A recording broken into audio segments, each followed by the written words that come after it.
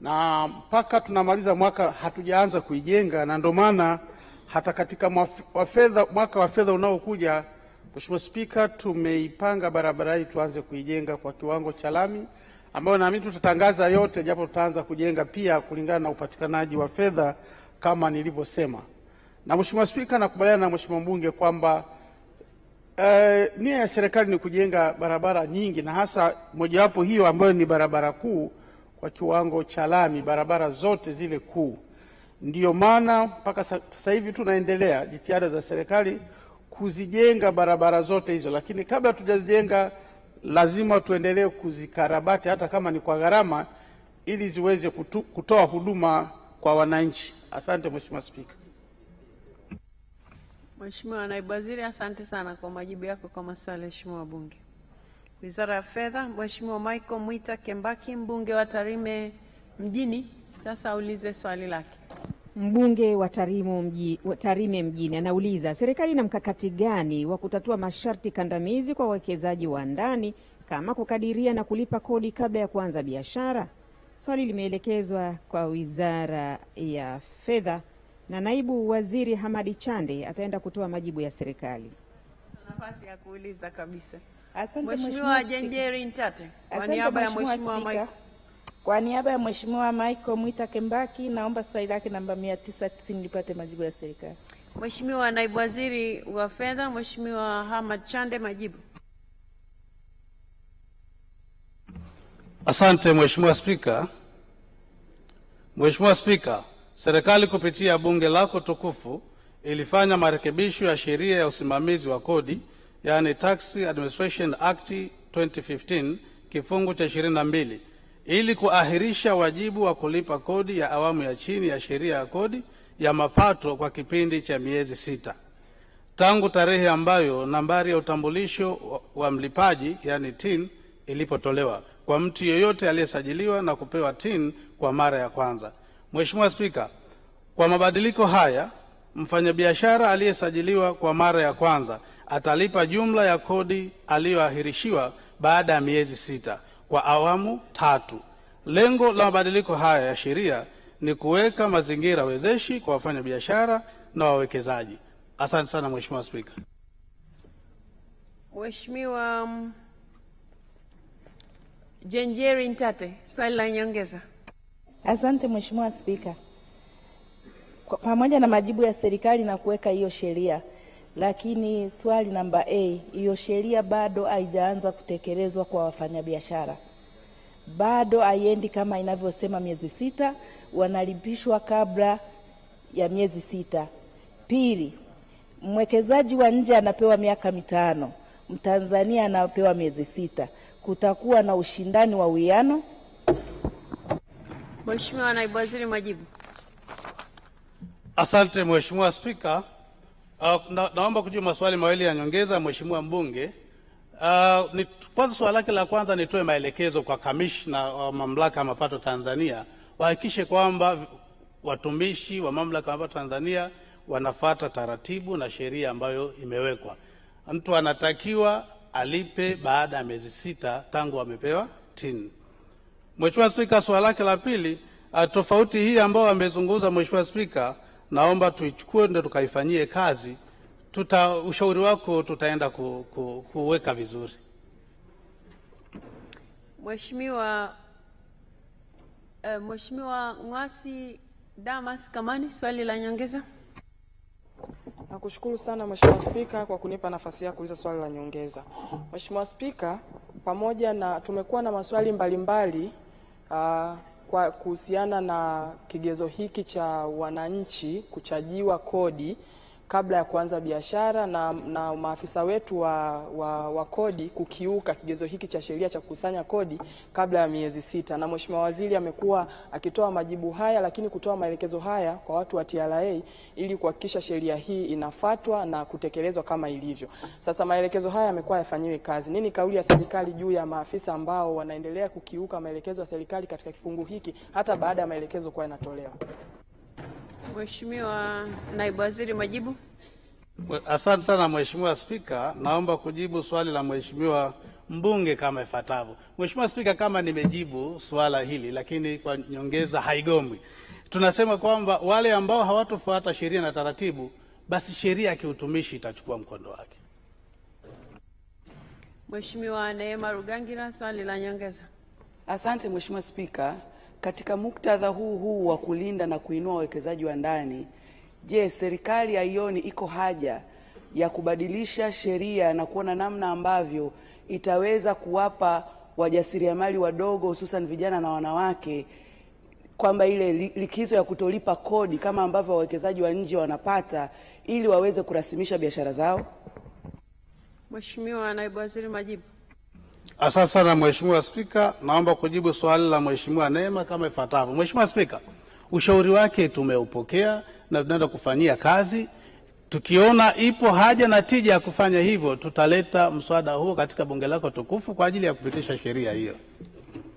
Mheshimiwa Charles Kajege, swali la nyongeza. Nakushukuru Mheshimiwa Spika. Mheshimiwa Spika, sharti hili ambalo lina wabana wafanyabiashara kulipa kodi kabla hawajaanza kufanya biashara, kwa kweli ni mojawapo ya vigezo ambavyo vinafanya wafanyabiashara wengi washindwe kufanya biashara. Je, kwa nini serikali isiondoe sharti hili? Mheshimiwa Naibu Waziri, majibu. Mheshimiwa Spika, naomba kujibu swali la Mheshimiwa mbunge kama ifuatavyo. Mheshimiwa Spika, serikali imeweka sheria ambayo bunge lako tukufu limepitisha sheria hiyo. Kwa hiyo cha msingi hapa ni kuhakikisha kwamba watumishi wetu wa Mamlaka ya Mapato Tanzania na taasisi nyingine kufuata sheria tu na taratibu ambazo zimewekwa na serikali. Mheshimiwa Mohamed Said Isa, mbunge wa Konde, sasa ulize swali lake.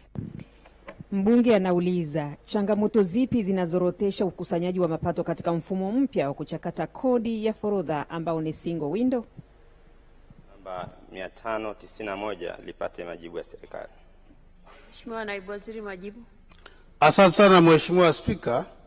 Mheshimiwa Spika, single window ni dirisha moja la kufanikisha uwasilishaji wa nyaraka mbalimbali kutoka kwa wadau wote muhimu katika mnyororo wa ugomboaji mizigo forodha. Mheshimiwa Spika, itakumbukwa kuwa kabla ya mfumo wa single window, mteja alilazimika kuwasilisha nyaraka na vielelezo mbalimbali kwenda kila idara ya serikali inayohusika katika mnyororo wa ugomboaji wa mizigo, na hivyo kusababisha usumbufu mkubwa na kuchelewesha ugomboaji wa mizigo forodhani. Mheshimiwa Spika, napenda kutoa hofu kwa single window haitoweza kupelekea uzoroteshaji wa ukusanyaji mapato ya serikali, bali utasaidia kuondoa usumbufu kwa wateja na kurahisisha ukokotoaji wa kodi mbalimbali kupitia mfumo wa TANSES uliohusishwa. Asante sana Mheshimiwa Spika. Mheshimiwa Mohamed Said Isa, swali la nyongeza. Nakushukuru Mheshimiwa Spika kwa kunipa nafasi niulize maswali mawili ya nyongeza. Kwanza, naipongeza serikali kupitia TRA kwa kupunguza changamoto nyingi za mfumo huu. Wakati nauliza swali hili kulikuwa na changamoto nyingi ambazo watu ilikuwa inawafanya kuchukua hadi wiki 3 kutoa mizigo bandarini. Sasa hivi imeboreshwa. Sasa maswali yangu mawili. Swali la kwanza, mifumo hii imekuwa ikibadilika mara kwa mara. Tulianza na mfumo ambao sio rasmi, ambao ulikuwa ni kujaza data tu kwenye mfumo, lakini tukaja na mfumo wa pili uliokuwa unaitwa Escuda, ukabadilishwa. Tukaja na mfumo wa tatu ambao ulikuwa unaitwa TANSES, ambao ndio uko sasa, nao unabadilika, manake baadaye uliitwa TASUS, ambao ni huo ambao Mheshimiwa Waziri amesema unakuwa ukiboreshwa. Na sasa hivi unaitwa TANSU. Manake kila siku mifumo hii inabadilika. Sasa wakati wa kubadilika, Mheshimiwa Spika, inakuwa inaleta changamoto katika utoaji wa mizigo bandarini. Je, ni kwa sababu gani inakuwa inabadilika mara kwa mara? Je, wataalamu wetu hawafanyi utafiti wa kutosha katika kuhakikisha tunakuwa na mifumo bora na imara? Swali la pili, kwamba kwa upande wa Zanzibar tumekuwa unapofanya documents kwa ajili ya kutoa mizigo ya forodha, tunakuwa na changamoto kwamba bila kujaza mkoa ambao unatoka Tanzania bara huwezi kuendelea na procedure. Maana huwezi kusema nipo Malindi, huwezi kusema niko Darajani, huwezi kusema niko Zanzibar. Useme niko Kariakoo, niko Arusha, niko wapi. Je, ni kwa nini Zanzibar haitambuliki katika mfumo huu? Asante Mheshimiwa Spika. Mheshimiwa Naibu Waziri, majibu. Asante sana Mheshimiwa Spika. Naomba kujibu maswali mawili ya nyongeza ya Mheshimiwa Mohamed kama ifuatavyo. Lakini kwanza tunapokea pongezi zake kwa serikali. Manake ni ukweli alichokisema kwamba changamoto zilikuwa nyingi, lakini baada ya mfumo huu changamoto hizo karibu 95% zimeondoka. Mheshimiwa Spika, swali lake la kwanza naomba nimhakikishie Mheshimiwa mbunge kwamba serikali kupitia TRA inafanya tafiti za kila siku za mara kwa mara na kufuatilia mwenendo wa mfumo huu. Kwa hiyo hapa serikali iko makini sana, na nikutoe hofu kabisa kwamba hayo yaliyotokea nyuma hayatotokea tena kwa tafiti ambazo tuko nazo. Na serikali pia imeunda timu maalum, tuna tume maalum ambayo inafuatilia masuala ya mfumo na iko vizuri kabisa. Mheshimiwa Spika, swali lake la pili ambalo amelisema, tayari tumeanza kufuatilia changamoto hii na nitoe maelekezo kwa kamishna wa mamlaka ya mapato Tanzania afuatilie kwa karibu sana. Kama bado inajitokeza changamoto hii, basi tuende kuifanyia kazi na kuitatua kwa haraka ili kuondoa usumbufu kwa wafanya biashara wa pande zote mbili za Jamhuri ya Muungano wa Tanzania. Asante sana Mheshimiwa Spika. Mheshimiwa Naibu Waziri, asante sana kwa majibu yako kwa maswali ya Mheshimiwa wabunge. Waheshimiwa wabunge, kabla hatujaenda kwenye Wizara ya Viwanda na Biashara, nairisha shughuli za bunge kwa dakika 2 na dharura kidogo. Mtazamaji wa Bunge TV, ni kipindi cha maswali na majibu kinachoendelea hapa katika ukumbi wa Bunge, na Spika amesitisha shughuli za bunge kwa muda na atarejea hivi punde. Wabunge wanaendelea kuuliza maswali mbalimbali na manaibu waziri wameendelea kujibu hapa maswali hayo, wengine wakielekeza katika sekta mbalimbali. Kwa mfano kule katika mkoa wa Kilimanjaro umeona kabisa wabunge wa mkoa ule wameendelea kuulizia ni namna gani serikali itaboresha vituo vya afya ama zahanati hizo ziweze basi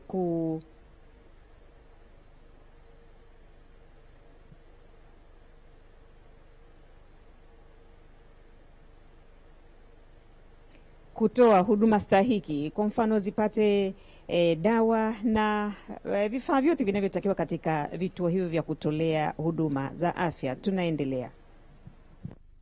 Wizara ya Viwanda na Biashara, Mheshimiwa Janet Elias Mahawanga, mbunge wa viti maalum, sasa ulize swali lake. Swali la mbunge linataka kujua, je, serikali ina sera za kuwawezesha wanawake wajasiriamali kutumia teknolojia ya habari kuongeza ufanisi na wa biashara zao? Swali limeelekezwa katika Wizara ya Viwanda na Biashara, na naibu waziri kutoka ofisi ya waziri mkuu anaenda kujibu swali hilo.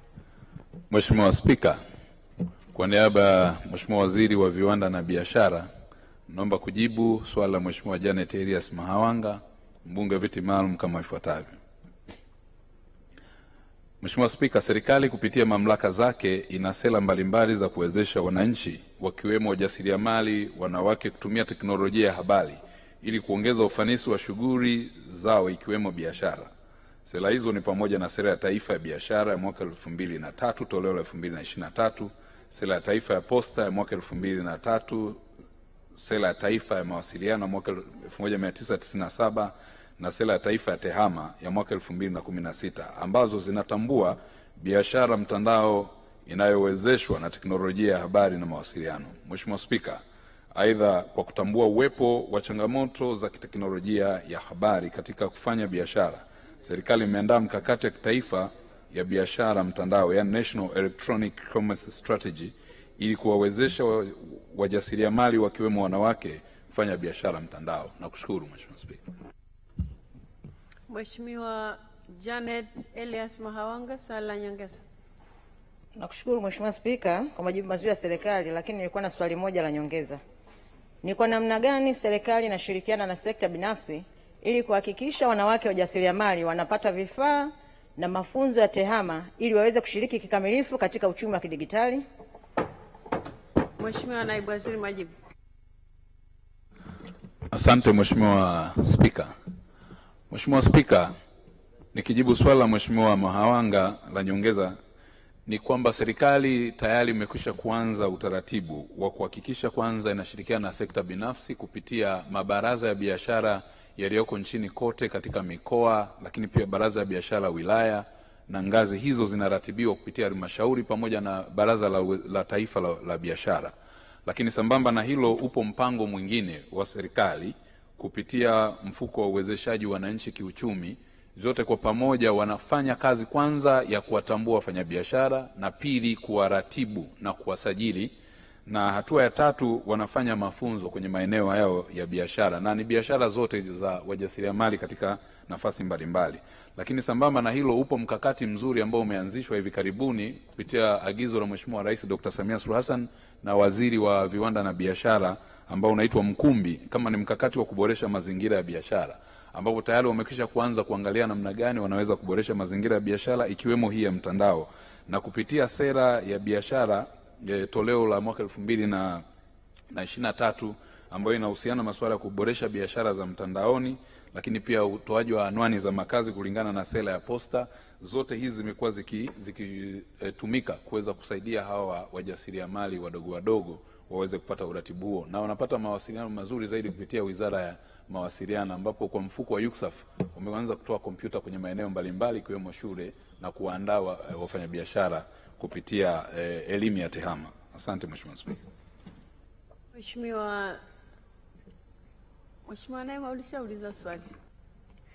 Mheshimiwa Naibu Waziri, asante sana kwa majibu yako kwa maswali ya Mheshimiwa wabunge. Wizara ya Mali Asili na Utalii, Mheshimiwa Margaret Mwanza Sita, mbunge wa Urambo, sasa ulize swali lake.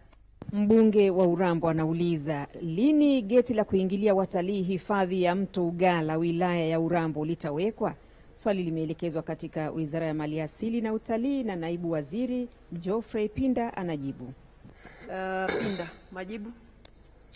Mheshimiwa Spika, katika kuhakikisha kuwa hifadhi ya taifa ya Mto Ugala inakuwa miongoni mwa hifadhi bora nchini, serikali imepanga kuiendeleza hifadhi hiyo kwa awamu, ambapo katika awamu ya kwanza serikali imetumia shilingi bilioni 2 kuboresha miundombinu muhimu ya hifadhi, ikiwemo ujenzi wa mitandao ya barabara hifadhini, ujenzi wa jengo la utawala, nyumba za watumishi, vituo vya askari, visima vya maji na maeneo ya kupumzikia wageni. Mara baada ya kukamilika kwa awamu hii, serikali itajielekeza kwenye kujenga malango manne ambayo ni Lunyeta, Lumbe, Iluma na Izengabatogilwe kwa kadiri ya upatikanaji wa fedha. Mheshimiwa Margaret Mwanza Sita, swali la nyongeza. Asante Mheshimiwa Spika, pamoja na majibu mazuri ya serikali, nilikuwa na swali moja la nyongeza kama ifuatavyo. Kwa kuwa eneo kubwa la hifadhi ambalo linatumika na watalii liko upande wa Usoke, je, ni lini serikali itajenga barabara nzuri ili kuwezesha watalii waingie kwenye hifadhi kwa kupitia Usoke? Mheshimiwa Naibu Waziri, majibu. Mheshimiwa Spika, kama nilivyojibu kwenye swali la msingi, tunaiendeleza mbuga hii kwa awamu, na awamu ya kwanza zimetolewa shilingi bilioni 2 ambazo kama nilivyojieleza zinaendelea kuchakata kwenye maeneo haya ya maboresho ya hifadhi yetu. Kutegemeana na fedha zitakavyoendelea kupatikana, kwa awamu ya pili inayokuja, jambo la Mheshimiwa mbunge litachukuliwa umuhimu wa kipekee kuona kwamba lango la Usoke linafunguliwa. Mheshimiwa Naibu Waziri, asante sana kwa majibu yako kwa maswali ya Mheshimiwa wabunge. Wizara ya Maji, Mheshimiwa Katani Ahmed Katani, mbunge wa Tandahimba, swali lake litaulizwa kwa niaba yake na Mheshimiwa Abdallah Dadi Chikota. Mbunge anataka kujua lini serikali itawalipa fedha wakandarasi wa miradi ya maji kutokana na miradi mingi kutokamilika kwa kukosa malipo kwa wakati. Swali limeelekezwa katika Wizara ya Maji na Naibu Waziri wa Ujenzi kwa niaba ya Wizara ya Maji, Mhandisi Godfrey Kasekenya anaenda kujibu swali hilo. Mheshimiwa Spika, serikali inaendelea kulipa madeni ya wakandarasi, wataalamu, washauri na watoa huduma mbalimbali wanaotekeleza au kutoa huduma kwenye ujenzi wa miradi ya maji nchini ikiwemo wilaya ya Tandahimba. Hadi kufikia mwezi Mei 2025, jumla ya shilingi bilioni 2,548,920,536 na senti 19 kati ya shilingi bilioni 3,999,970,936 na senti 19 za madai ya wakandarasi na watoa huduma wanaotekeleza miradi mbalimbali ya maji wilayani Tandahimba zimelipwa. Aidha, serikali itaendelea kulipa madai yote ya wakandarasi, wataalamu, washauri na watoa huduma wa miradi ya maji nchini kadiri fedha zinavyopatikana ili miradi hiyo iweze kukamilika kwa wakati na kuanza kutoa huduma iliyokusudiwa kwa wananchi. Asante Mheshimiwa Spika. Mheshimiwa Abdalla Dadi Chikota, swali la nyongeza. Mheshimiwa Spika, nakushukuru kwa kunipa nafasi ya kuuliza swali la nyongeza. Pamoja na majibu mazuri ya serikali, nina swali moja la nyongeza. Pamoja na kwamba serikali inatafuta fedha kumalizana na wakandarasi, lakini kuna mkandarasi ambaye wakandarasi wawili, mmoja anajenga mradi wa Makonde ambao unahudumia halmashauri 4, Newala mjini, Newala vijijini, Tandahimba na Nanyamba. Yeye ana madai ya muda mrefu na bado hayajashughulikiwa, na mkandarasi ambaye anaboresha mradi wa Mnyawi kwenda na Nanyamba na yeye ana madai ya muda mrefu. Je, serikali haioni muhimu sasa kuwalipa wakandarasi hawa ili waendelee na kazi yao ya kutekeleza miradi na hatimaye wananchi wapate maji ambayo ni shida yao ya siku nyingi? Nakushukuru Mheshimiwa Spika. Mheshimiwa Naibu Waziri, majibu. Asante Mheshimiwa Spika. Mheshimiwa Spika, tunakiri na wakandarasi wawili ni wakandarasi ambao wamefanya kazi nzuri sana. Ni mwahidi Mheshimiwa mbunge na hao wakandarasi pamoja na wananchi ambao watapata hiyo huduma kwamba serikali imejipanga kuhakikisha kwamba tunapoanza tu muhula wa kwanza kwa maana ya kota ya kwanza ya mwaka wa budget, wakandarasi hao watalipwa fedha yao. Asante Mheshimiwa Spika. Mheshimiwa Kavejulu Felix, swali la nyongeza. Asante sana Mheshimiwa Spika. Mheshimiwa Spika, kule Buhigwe tuna mradi wa vijiji 8 ambao unatekelezwa na mzabuni Rukolo. Muda wa ukamilishaji wa mradi huo umekwisha pita na mkandarasi huyo bado anadai fedha nyingi zaidi ya bilioni 2 na mradi umesimama. Lini atalipwa fedha zake ili akamilishe huo mradi, kwa sababu muda wa ukamilishaji wa mradi huo umekwisha pita? Mheshimiwa Naibu Waziri, majibu. Asante Mheshimiwa Spika. Mheshimiwa Spika, nimhakikishie Mheshimiwa mbunge kwamba kama nilivyojibu katika jibu la msingi, tunatambua kazi nzuri ambayo amefanya huyo mkandarasi na serikali ilishapokea hati yake ya madai kuhakikisha kwamba analipwa, na mhakikishie Mheshimiwa mbunge kwamba serikali inaandaa malipo ili uweze kumlipa mkandarasi na aweze kukamilisha hiyo kazi ambayo bado haijakamilika hadi mwisho. Asante Mheshimiwa Spika. Mheshimiwa Alois John Kamamba, mbunge wa Buyungu, sasa ulize swali lake. Swali la mbunge linasema, lini wilaya ya Kakonko itakuwa na wakala wa mamlaka ya maji mjini katika mji wa Kakonko? Naibu Waziri Godfrey Kasekenya anaendelea kujibu. Mheshimiwa Spika, katika kuongeza ufanisi wa utoaji wa huduma ya maji safi na salama kwa wananchi, serikali imeanzisha mamlaka ya maji safi na usafi wa mazingira Kakonko, kwa kifupi KAUWASA, ambayo inahudumia kata 5 za Kakonko, Kasuga, Kanyonza, Kiziguzigu na Kasanda. Usimamizi wa utoaji wa huduma chini ya mamlaka hiyo ulianza rasmi mwezi Septemba mwaka 2024. Asante Mheshimiwa Spika. Mheshimiwa Alois John Kamamba, swali la nyongeza. Asante Mheshimiwa Spika kwa kunipa nafasi. Aidha, nashukuru sana kwa majibu mazuri ya serikali. Mheshimiwa Spika, KAUWASA kwa maana ya mamlaka ya maji katika mji wa Kakonko unahudumia kata za Kanyonza, Kasuga, Kiziguzigu, Kasanda na Kakonko. Na vyanzo vya maji ambavyo vinahudumia mji wa Kakonko ni chanzo cha kutoka kijiji cha Kasuga na chanzo cha maji cha kijiji cha Nyakayenzi. Mheshimiwa Spika, katika vyanzo hivyo viwili kinachofanya kazi ni chanzo cha maji cha Kasuga, lakini chanzo cha maji cha Nyakayenzi hakifanyi kazi, pamoja na kwamba serikali ishapeleka fedha zaidi ya bilioni 2 na milioni 800 kwa ambacho kinazungumzwa kwamba ni changamoto katika usanifu lakini na ujenzi. Nini kauli ya serikali kuhakikisha kwamba mradi huo sasa unaokolewa ili uweze kufanya kazi iliyokusudiwa? Swali la pili, Mheshimiwa Mwenyekiti, Mheshimiwa Spika, upo mradi wa maji wa kijiji cha Kabare ambapo zaidi ya milioni 803 zimepelekwa pale, zilikusudiwa kupelekwa pale, lakini milioni 300 zimeshapelekwa. Mradi haujakamilika tangu mwaka jana mwezi wa 12, ujenzi umesimama. Nini kauli ya serikali kuhakikisha kwamba mradi sasa unaokolewa na unafanya kazi kama ambavyo ilikusudiwa tangu mwanzo? Asante Mheshimiwa Spika. Mheshimiwa Naibu Waziri, majibu. Asante Mheshimiwa Spika, naomba kujibu maswali mawili ya nyongeza Mheshimiwa mbunge kama ifuatavyo. Mheshimiwa Spika, nikiri tu kwamba Mheshimiwa mbunge pamoja na kuuliza hili swali hapa, lakini pia amefika ofisi za maji kufuatilia changamoto ya mradi huu.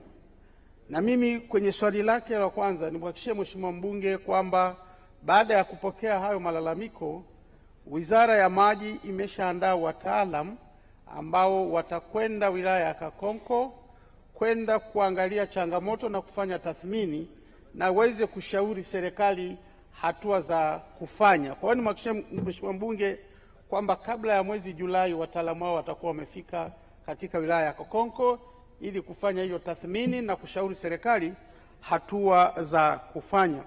Na kuhusu hicho chanzo ambacho maji katika kijiji cha Kabale ambacho bado hatujakamilisha kupeleka fedha, serikali imepanga katika muhula wa kwanza wa mwaka wa budget fedha zitapelekwa ili mradi huo uweze kukamilishwa ambao ulikuwa umesimama. Asante Mheshimiwa Spika. Mheshimiwa Naibu Waziri, asante sana kwa majibu yako kwa maswali ya Mheshimiwa wabunge. Wizara ya Kilimo, Mheshimiwa Cecilia Daniel Pareso, mbunge wa viti maalum, sasa ulize swali lake. Mbunge anauliza, serikali imejipangaje kutatua changamoto zilizojitokeza wakati wa ununuzi wa mbegu za ruzuku kwa wakulima hapa nchini? Swali limeelekezwa Wizara ya Kilimo na Naibu Waziri David Silinda anaenda kujibu. Asante sana Mheshimiwa Spika. Usambazaji wa mbegu za mahindi kwa mpango wa ruzuku ulianza msimu wa mwaka 2024-2025.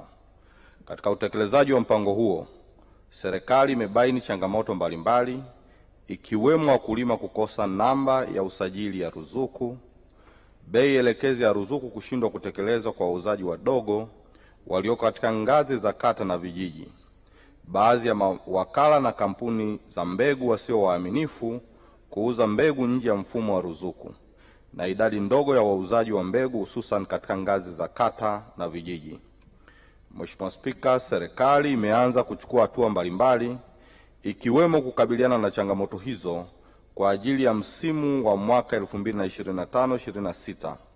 Hatua hizo ni kuhakikisha wakulima wa zao la mahindi wanasajiliwa kwa wakati katika mfumo wa pembejeo za kilimo, kutoa elimu kwa umma kuhusu utekelezaji wa mpango wa ruzuku ya mbegu za mahindi, kufanya mapitio ya bei elekezi ya mbegu iliyotumika ili kuwawezesha mawakala wadogo kuingizwa kwenye mfumo wa ruzuku, kuchukua hatua kali kwa mawakala wa mbegu watakaouza mbegu za mahindi bila kufuata bei elekezi ya ruzuku, na kuzielekeza kampuni za mbegu kuongeza idadi ya mawakala wa mbegu wanaosambaza mbegu za ruzuku hususan vijijini. Mheshimiwa Cecilia Daniel Pareso, swali la nyongeza. Nakushukuru Mheshimiwa Spika kwa kunipa nafasi. Naomba kuuliza maswali madogo mawili ya nyongeza. Kwanza nipongeze serikali kwa utaratibu huu mpya wa kutoa ruzuku kwa mbegu za mahindi. Swali la kwanza, changamoto nyingine ambayo wanakutana nayo wananchi ni pale wanapoenda kwa mawakala wanapewa mbegu iliyopo na sio mbegu wanayoihitaji. Nini mkakati wa serikali kuhakikisha kwamba aina zote za mbegu kulingana na uhitaji inapatikana pindi ambapo mkulima anaenda? Swali la pili, kampuni za mbegu zimekuwa na masharti magumu, hivyo kuwafanya mawakala kushindwa kukidhi yale masharti, kiasi kwamba inapelekea idadi ya mawakala kwenye wilaya zetu kuwa wachache kulingana na hayo masharti. Je, serikali haioni iko haja sasa kuziangalia haya masharti yanayowekwa na makampuni makubwa ili kupunguza haya masharti na kuwawezesha mawakala wengi waingie kusambaza mbegu hizi ili kuhakikisha upatikanaji wa mbegu mpaka maeneo ya vijijini? Mheshimiwa Naibu Waziri, majibu. Asante. Cecilia Daniel Pareso kwa kufuatilia jambo hili kuhusiana na masuala ya mbegu. Lakini nimthibitishie tu kwamba moja ya maelekezo ambayo wizara tumeyatoa kwa mawakala ni kuhakikisha katika vituo vyao kunakuwa na mbegu za aina zote, ili mkulima anapohitaji mbegu hiyo aweze kupatiwa ile mbegu ambayo yani kutokana na aina za mbegu ambazo zinapatikana katika eneo lake. Kwa hiyo hilo ni sehemu ambayo maelekezo tuliyotoa na tumeshawaelekeza TOSCI kufuatilia hilo. Lakini kuhusu masharti, ndio maana katika jibu la msingi utaona nimejibu hapa kwamba moja ya maelekezo ambayo tumeyapa makampuni ni kuhakikisha yanaongeza idadi ya mawakala. Kwa makampuni yenyewe, cha kwanza wanapaswa kuwa na mawakala wao katika maeneo mbalimbali, ili lile swala la kwamba sijui hujatimiza vigezo na nini tuweze kuliondoa. Kwa hiyo hilo jambo hilo tumeshawaelekeza, lakini vile vile waweze kufanya, tunasema, kuwachunguza wale mawakala wapya ambao wanatosha na wana vigezo kwa ajili ya kusambaza mbegu vijijini. Kwa hayo ni sehemu ya maelekezo na tumeshayatoa, Mheshimiwa Spika. Asante.